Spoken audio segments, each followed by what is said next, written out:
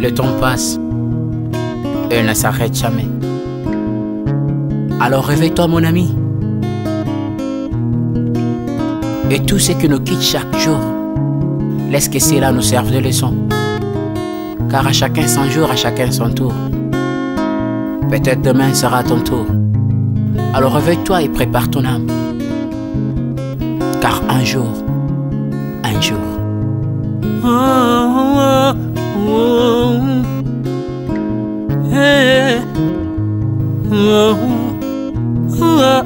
Shalom, shalom, bien-aimés dans les Seigneurs, shalom à vous tous qui êtes connectés sur votre meilleur site, La Voix Céleste, Vela Yalola, Esika Bonzambe, qui t'a analoé, mon amaloba na misala, Bonzambe, na Bonzambe, les offres à bien-aimés dans les Seigneurs.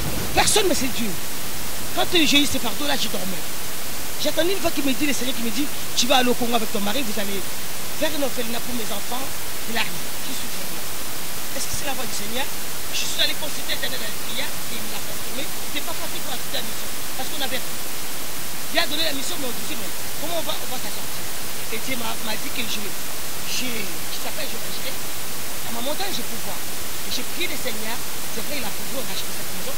Cette maison n'est pas louée, mais on l'a achetée.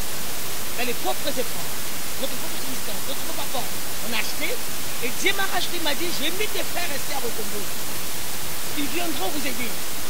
Partout dans le monde entier. Quand vous allez bâtir avec moi, je vais ramener les gens tout autour de vous, des frères et sœurs qui seront là, ensemble avec vous, pour que vous puissiez soutenir ces enfants orphelins. Déjà, je ne peux pas détailler ma vie. Moi, l'argent me dit rien. J'ai honte même les dire. D'abord pour les Seigneurs Jésus. Nous sommes héritiers du royaume de Dieu, de l'héritage de Jésus. Amen. Et moi, j'ai grandi dans la richesse. Par la grâce de Dieu, je ne suis pas né dans une famille pauvre. Par la grâce de Dieu, Dieu m'a béni aussi à France. Donc je ne peux pas faire un ONG au Congo pour que je puisse avoir l'argent. J'ai reçu la mission de la part de Dieu. J'ai même hésité quand Dieu vous appelle, vous hésitez. Comme Esaïe, comme Jérémie. J'ai dit, Seigneur, tu me dis d'aller au Congo, mais on va prier. Moi qui voyais la maman pasteur, je suis chef caissière. Ça fait tout le monde qui me connaît au Malola, même dans mon travail, et ils viennent me voir dans mon poste de travail. Parce que mon magasin s'appelle Carrefour. C'est un grand magasin en France. Tout le monde connaît Carrefour. Et ça fait 27 ans que je travaille à Carrefour.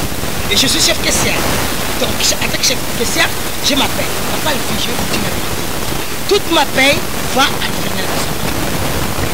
Vous avez aussi des orphelins que vous avez élevés qui sont devenus aujourd'hui dans notre société des hommes considérés. Bon, ça va faire 9 ans que l'orphelinat existe. Comme je vous ai dit, on a pris les enfants de 3 ans de 3 ans à 8 ans, première année. Donc ça veut dire que les enfants n'ont pas encore fini les études. Il y a d'autres qui sont maintenant à l'université, comme Marthe qui est parti là qu'on ne peut pas trouver, et la deuxième année. Et vous allez voir aussi dans les et vous allez voir aussi dans les reportages, si vous fouillez dans les YouTube carrément, vous allez voir aussi, j'ai ramené les enfants à l'hôpital pour donner des dons, pour montrer à ces enfants-là qui ont trouvé la grâce, qu'on puisse les aider. Et un jour, quand ils grandissent, cette maison, ça sera toujours des orphelins. J'ai dit à ma famille, j'ai dit à tout le monde. C'est-à-dire que même si les enfants grandissent, ils sortent, ils vont aller ramasser les enfants qui sont mariés, ils vont les ramener. C'est-à-dire qu'on a montré à ces enfants, on vous a aidé. Quand vous allez grandir, quand vous aurez vos diplômes, vous allez contribuer aussi à la société congolaise, aller prendre les enfants qui sont dans la rue, les ramener aussi. J'aimerais aussi savoir si vous avez le cas des orphelins chassés par leur famille suite au phénomène des sorcelleries, maman. Si vous en avez, comment traitez-vous ces dossiers? Ça, papa, j'ai pas eu ça. Peut-être d'autres orphelinats, mais moi, j'ai pas eu ça ici. On n'a pas eu de suite. Le cas, c'est présent. Et les parents qui chassent les enfants sur la sorcellerie, d'abord, je ne peux pas le prendre comme ça. Je vais aller voir les parents pour en parler, parce que moi, je condamne cela. Luc 19, verset 10 me dit, Jésus-Christ est venu chercher et sauver ce qui était perdu. La parole de Dieu me dit que Dieu ne prend pas plaisir à la mort des pécheurs. Ça veut dire, nous étions des pécheurs aussi. Et la sorcellerie, oui, voler c'est la sorcellerie, la possession c'est la sorcellerie, mais le Seigneur est venu pour ces gens. Amen. Donc, entre parenthèses, je condamne cela. Et j'ai dit aux gens, fortifiez-vous, prenez ces enfants. Il y a des pasteurs qui sont dignes pour faire la délivrance des enfants. Ils vous appartiennent. Dieu vous l'a donné, vous l'avez porté 9 mois. C'est vos enfants, ne les abandonnez pas. C'est le conseil que j'ai donné. Pour les enfants que vous avez déjà eu à penser de pouvoir conscientiser leur famille pour pouvoir les récupérer un jour, je ne sais pas. Quand on a signé le papier avec la famille, d'accord? Et la famille, moi j'ai dit à la famille, et c'est pas pour compter le maintenant, la famille c'est quoi? C'est une tante. une tante qui abandonne l'enfant. Mais quand même, il faut voir la famille. Parce que ça demande, c'est là la démarche administrative. Ils étaient dehors, mais quand tu prends l'enfant qui est dehors, il y a la famille qui sort. On abandonne les enfants. Mais quand l'orphelinat s'occupe, l'histoire qu'on passe là, qu'il y a ONG, il y a l'argent, la famille se présente. Ah, bah, excusez-moi de parler ça. Il faut dire la vérité. Et là, j'ai fait la famille. Je les ai dit, les enfants vont grandir ici. Quand les enfants vont grandir ici, jusqu'à ceux qui vont se marier, ils vont venir les aider. Ils partiront. Ils ont accepté. Il ne va plus être ici. Partiront ici? Aller voir les gens. Mais par rapport seulement à son salaire et mon salaire également parce que je travaille et je suis également pasteur d'une grande église à Paris, nous arrivons à souvenir aux besoins des enfants. Des fois c'est trop difficile, même des fois, mais j'ai dit mais bon, la famille des fois nous reproche, pourquoi nous bossons la flatté, pourquoi on n'a pas fait ceci ou cela, pourquoi vous prenez les enfants qui ont peut-être leur famille cachée quelque part, vous les prenez en charge et tout ça. On leur dit c'est la vision de Dieu. Voilà pourquoi moi j'ai toujours dit que souvent nous dans la diaspora, on se pose des questions, qu'est-ce que le gouvernement fait pour nous? Mais moi j'ai toujours dit, on doit se poser les questions, qu'est-ce que nous la diaspora, nous sommes en train de faire pour le pays? Voilà pourquoi étant quelqu'un de la diaspora, j'ai dit qu'est-ce que je peux faire pour aider mon pays?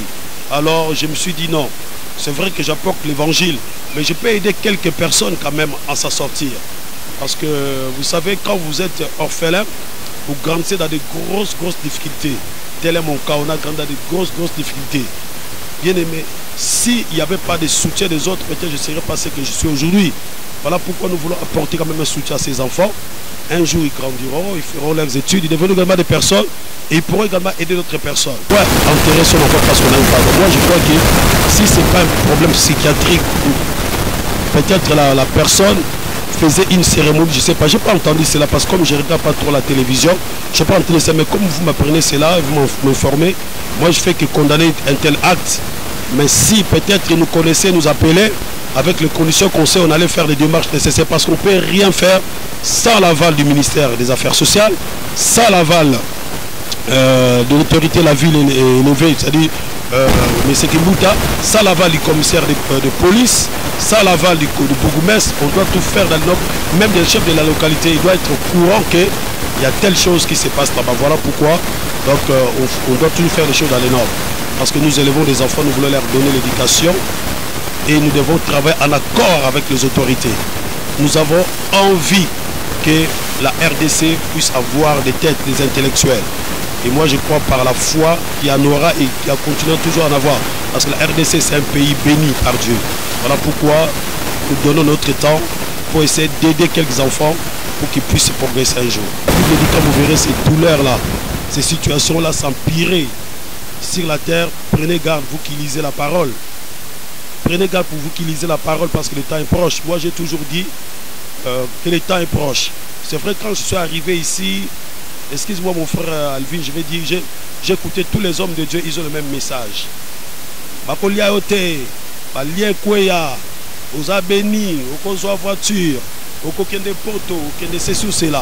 J'ai regardé tous les hommes de Dieu. On m'a même venu me dire, homme de Dieu, prophète, faut taire le problème. Moi je dis non, moi je suis venu avec un message de Dieu. Non, ici c'est comme ça, tout. Mais ce n'est pas le message du temps. Un message à tenter. Alléluia. L'Éternel, aujourd'hui, il faut préparer l'église à l'enlèvement. Il faut préparer l'église à l'enlèvement. C'est très important. On est au temps de la seconde gloire.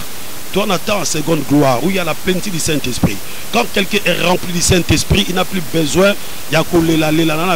Non, le Saint-Esprit, quand tu penseras, Dieu pourvoira. On doit enseigner les gens à garder l'Esprit de Dieu avec eux, de marcher dans la crainte de Dieu pour entendre l'enlèvement de l'église.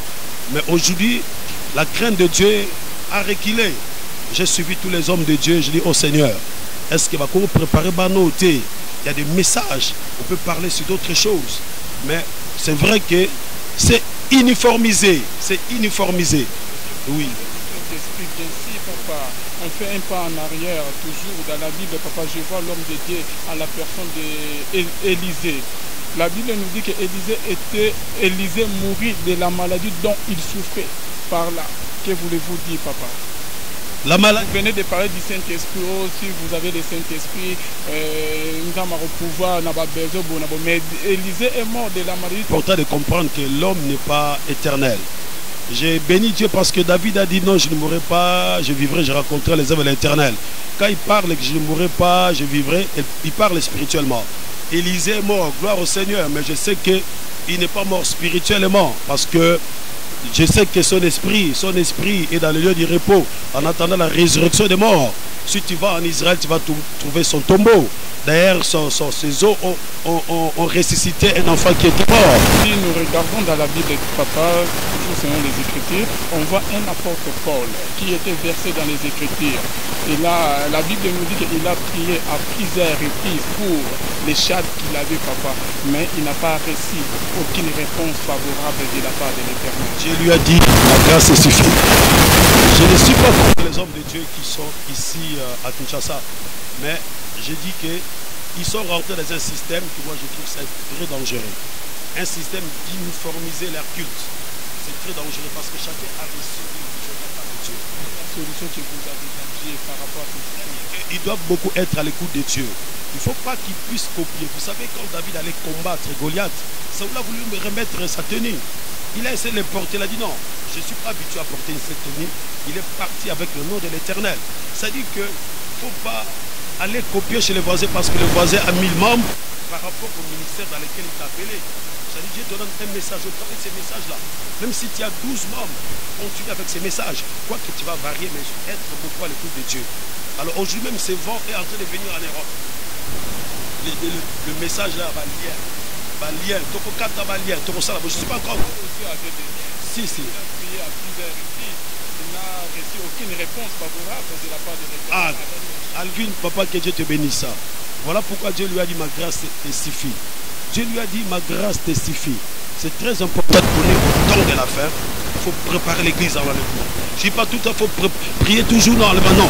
Il faut que nos messages, nous sommes des gens qui attendront beaucoup de la part de Dieu, la bénédiction. Et vous savez, quand la femme, pour terminer, pour ne pas prendre beaucoup de temps, la femme samaritaine, elle venait tout le temps à l'époux de Jacob. Donc, c'est-à-dire que la femme samaritaine, elle est venue à midi. Quelque chose d'inhabituel en Israël. En Israël, les gens venaient très tôt au matin. Ils venaient très tard le soir, vers 17h au coucher du soleil, pour puiser de l'eau. Mais cette femme-là, inhabituellement, elle est venue à midi. Pourquoi cette femme est venue à midi? Parce que c'était le problème, la honte. Cette femme avait une mauvaise vie. Quoique j'entends des gens interpréter. J'ai même vu un homme de Dieu ici qui a plus de 30 000, 40 000 membres dit que non, la femme samaritaine a divorcé, qui 6 fois dans la droite pour divorcer la balle. Quand j'ai écouté ça, je dis mais comment un tel homme peut entraîner une foule comme ça avec un tel message pour divorcer 6 fois, vous autres divorcer. Ça m'a fait beaucoup de mal. Ça m'a choqué. La femme samaritaine, si tu rentres dans la révélation, c'est une femme qui avait une mauvaise vie, qui s'accaparait des maris des autres. Voilà pourquoi quand Jésus-Christ est venu sur le coup de Jacob, Jésus-Christ, sa mission était de sauver cette femme. La femme est venue à midi croire qu'il allait rencontrer personne. Mais Christ savait qu'il y avait une âme à sauver. Dès qu'il a vu Jésus, il y a eu un échange de paroles. Je vais pas rentrer dans les détails pour ne pas prendre beaucoup de temps. Mais à un moment, cette femme a dit à Jésus, je veux que tu me donnes cette eau vive. En fait, que je ne vienne plus dans ces puits de Jacob pour puiser de l'eau qui était pour elle comme une bénédiction. Il avait toujours sa triche sur la tête. Mais Christ va lui dire, va appeler ton mari. La femme dit, non, je n'ai pas de mari. Christ lui dit, tu as eu raison de dire ça. Parce que cette femme n'a jamais eu de mari. Il a dit, je n'ai point de mari. Christ a dit, tu as eu raison. C'est-à-dire cette femme qui vient dans le mensonge, dans l'adultère, dans beaucoup de mauvaises choses. Alors, Christ lui dit, tu en as eu 5. Même le 6e que tu as laissé dans ta maison, ce n'est pas ton mari. C'est-à-dire tu as pris l'homme d'une autre femme. Voilà la raison pour laquelle la femme venait à midi où il n'y a personne parce qu'elle ne voulait pas que les autres femmes puissent le voir. Parce que peut-être Madame Ibal Nabango, elle est à midi, comme ça, vous prenez notre côté. Alors Christ lui dit, même le 6e que tu as laissé dans ta maison, ce n'est pas ton mari. Et Christ se présente comme le 7e homme. Voilà, j'ai un message sur le 7e homme. Le 7e mari dans le tout. C'est un message qui a bouleversé la France. C'est un message qui a été bouleversé quand les gens vont entendre ça. Et quand le 7e mari sort, c'est pour finaliser les choses. Voilà pourquoi j'aime beaucoup Lormon quand il chante.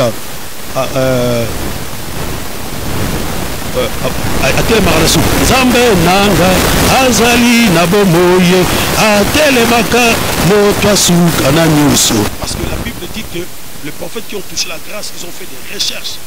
Ils ont fait de notre salut à nous qui sommes l'église chrétienne et de nouveau, l'objet de leur recherche et investigation.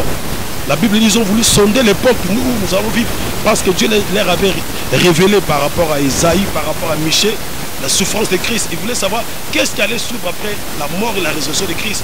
Mais la Bible dit que Dieu ne leur permit pas. Dieu ne leur permit pas, dit non, ce n'est pas à vous. Il y a un peuple à qui j'ai révélé cela. Voilà pourquoi je dis que nous sommes des privilégiés. Parce que Dieu nous a réservé la plénitude, la seconde gloire. Que Dieu vous bénisse. Nous apportons la vérité à l'église. Je voulais tout d'abord remercier la chaîne La Voix Céleste par rapport à votre déplacement. Vous êtes venu nous voir ici, devant l'orphelinat ou à l'orphelinat, pour voir quand même les travaux que nous faisons depuis plus de 8 ans ou 10 ans. Parce que nous avons dit non, nous avons travaillé tout seul, maintenant nous voulons une main d'association. C'est vrai que nous voulons une main d'association, qu'on nous aide pas, gloire au Seigneur. Mais je voulais d'abord remercier également parce qu'il y a une dame dans ces pays qui m'a touché, c'est Maman Olive. Quand je vois tout ce qu'elle fait, je dis non, on a eu des présidents, on a eu des premiers dames, on est en France. En France où on est bien informé, on regarde les documentaires, ce que cette femme l'a fait, ça me touche énormément. Parce que je l'ai vu laver les toilettes, le WC des personnes âgées. J'ai dit non. En France, depuis 31 ans, je suis français, je n'ai jamais vu une première dame aller laver les toilettes des personnes âgées. Ça m'a bouleversé. Et je bénis Dieu pour cette maman. Que Dieu continue à l'aider à continuer. Là, nous sommes dehors, nous avons fait les reportages dehors, le féminin, mais j'aimerais bien que pour vous faire une porte ouverte, que vous voir là où les enfants habitent. Donc nous allons rentrer à l'intérieur et faire les bons samaritains. Venez avec moi, je vous invite, vous allez visiter le féminin les bons samaritains.